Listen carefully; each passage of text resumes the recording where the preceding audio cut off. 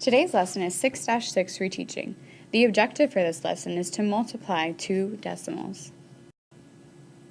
So here we have a word problem that we're going to start out with. Carolyn earns $2.40 per hour for babysitting her brother. She babysat last night for 3.25 hours. How much did she earn? So the two decimals that we're going to multiply in this case is $2.40, which is how much she earns per hour, times the amount of hours she worked, which was 3.25, so 3.25 hours. So before we actually do the whole problem, we're going to round our numbers to find an estimate. So I'm going to round my $2.40 to the nearest dollar. This 4 is less than 5, so I'm going to round it down to 2 whole dollars. And then my 3.25 hours, this 2 is also less than 5, so I'm going to keep that at 3 hours. So when we multiply these two numbers, we're going to get an estimate of $6. So she earned approximately $6 last night when she babysat her brother. Now let's use the standard algorithm to find our actual product. So just like when we multiply a decimal and a whole number, when we multiply two decimals, we're going to ignore the decimal points starting out, and we're just going to find the product of these two numbers as if they were whole numbers. So you can see that our original problem on the left gets turned into 325 times 24. And once we're finished solving the problem, then we'll go back with the decimals.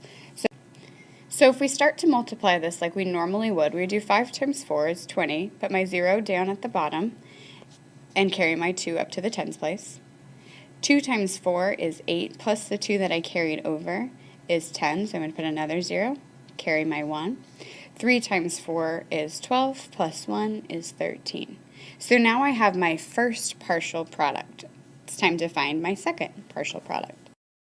So before I begin multiplying for my second partial product, I need to remember to add my 0, the hero there, because we are now multiplying in the tens place. So 2 times 5 is 10. We're going to put another 0, carry over our 1. 2 times 2 is 4, plus 1 is 5. And then 2 times 3 is going to be 6. So now I have both of my partial products, and when I add these together, I'll have my final product, which of course I need to place my decimal in. So let's take a look at the next step. Adding these two together, we get 0 plus 0 is 0, 0 plus 0 is 0, 3 plus 5 is 8, and then 1 plus 6 is 7.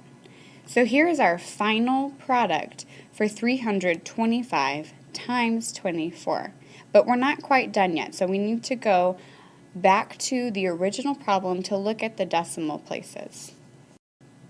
The main difference between multiplying a decimal and a whole number and multiplying two decimals is that you need to make sure you look at the decimal places in both of the factors. So for this one, I have 3 numbers total that are behind the decimal points. I have 2 and 3.25 and 1 and 2.4.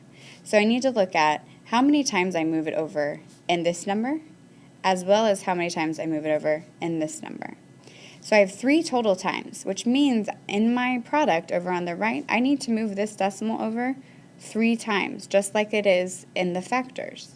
So when I do that, I get 7.800. Those 2 zeros on the end are left zeros, so we could also have written it 7.8.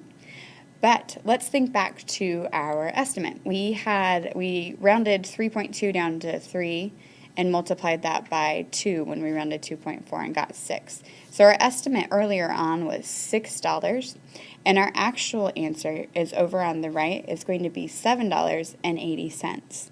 So we can get rid of this last left zero because we don't have a thousandths place in our money system.